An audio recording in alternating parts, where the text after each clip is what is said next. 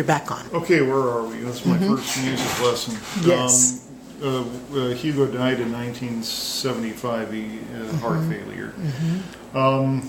Sometime probably, I think, the September of 1982, Aunt Juanita was taking a group of kids on a hike to Snow Mountain in northern Lake County. And on the way down the trail, she noticed some pain in her legs. And I think that was the first detection that she had bone cancer. Juanita didn't seek any treatment, insisted on... I remember coming back my first summer between my 2 years at Juilliard in the summer of 1983. I was working the night shift at the Hardisters. Well, your dad worked there too. Yeah, and it actually paid for most of my tuition at Juilliard. Wow. Summer job. Does that happen anymore? Wow. So I remember Juanita had quite an extensive collection of classical music, and she called my dad and I up and said, "Can you come out to Rabbit Hill?" Sure. So I went there. She gave me the collection, said, "I'm going to pass away pretty soon." Wow. And then a couple of days later, there was another phone call.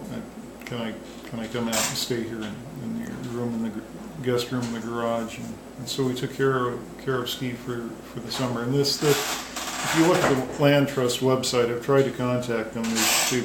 They've got things kind of hazy on what happened here, and there were some misunderstandings, I think, within the community at that time. What was going on?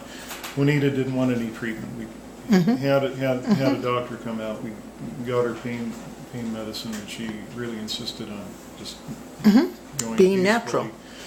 Got hospice out there. Basically, my mom and I came out, and my grandmother came out, and people visited her a little bit, and I went back to school. I left for New York sometime around the beginning of September, and she passed away around September 22nd. My mom said she pretty much went into a coma from the time I left. And so that...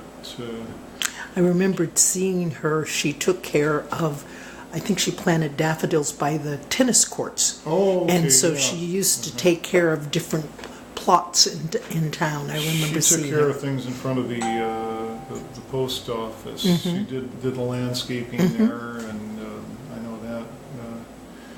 Yeah, she was quite dedicated to the community.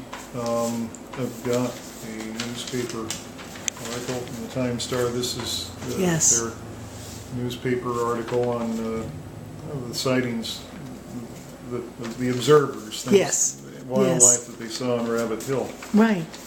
So that's the story with Ski and Hugo, Juanita, and Joan Heyman. So after Joan passed away, there were no descendants, and that's when the land was donated to Audubon, and eventually now it's in the Lake County Land Trust. So the Larry Spooner, the oldest of my grandparents' children, was never married, never had children. Worked most of his adult life with his brother-in-law, Ray Copeland Sr. in Vallejo at Ray's service station on Solano Avenue. He also, when he was young, worked briefly at a nursery in Niles. I think Uncle Hugo got him the job in Niles. He worked in Niles for a couple of years before the war. He was kind of a left-wing fellow in those days. Really? And, there was proud in the room was a small picture of a strike at Niles. Niles is now part of Fremont. Wow. And I think that may have, I don't think Uncle Hugo was real happy about Larry and the strikes. So anyway, Larry came back. Eventually, he went hitchhiked to Mississippi, and You wouldn't know that from if you remember him. I from do. Later years. I do remember don't think him. you would associate those things. Never in 1,000 Apparently, years. he was gone for about a year and a half, and then walked in through the door in the middle of the Depression, and real thin, and Right. hi, Mom, and And he stayed then, yeah, too. Mm-hmm. stayed thin, and sat down and ate like a horse, probably. So, at one point, he sold a car to buy an airplane. Yes, yes. Uh-huh. And you will have the landing strip across the street. Larry's Field. That's now owned by Larry Menzio, so it's rather convenient not to have to change the name. It's still Larry's You Field. can see the airplane on some maps. I don't know how recently, but fairly recently, there was always a little airplane there Yeah. across the road from. Yeah. And I think I'll have to confirm this with my mom, but I think that Larry's Field was completed on the day that Pearl Harbor was attacked.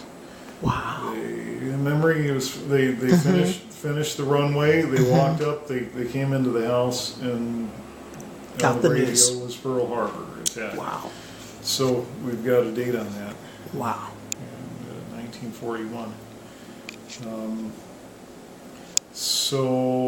And then the next child, Mary spent most of her life as a school teacher in Oroville, California. Also worked in, I think her first job was in somewhere that's now underwater beneath the Oroville Dam. She taught in a one-room schoolhouse.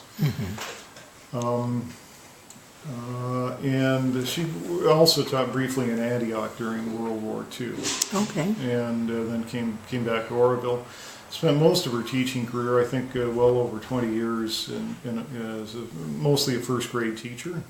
And she did not marry until very late in life. Married Don Phelps from the local gas station, and spent about the last 10 years on a kind of little ranch outside of Oroville. And the next daughter, Carmel, Mary attended Mills College in Really? Oakland. Larry had hoped to go to college in Mississippi, but he didn't. This is really a shame because he was really an intelligent person. Mary graduated from Mills College in Oakland, and theoretically the most cultured person in the family. I don't know if that's really true or not, but that's what she thought. And Carmel started at Chico State or Chico Normal School. It was probably known at that time. A lot of family members have gone to Chico State since. I'm not one of them, but. Yeah, it seems to be the Copeland family school. And Carmel came back to Middletown, where she had a boyfriend, Raymond Copeland Sr. Ray came originally from Missouri.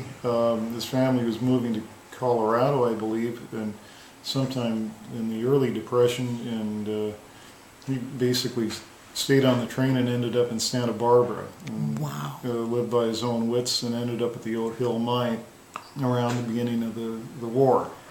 So that's how the Copelands came up to here. Lake County. And they married, I believe, in 1942.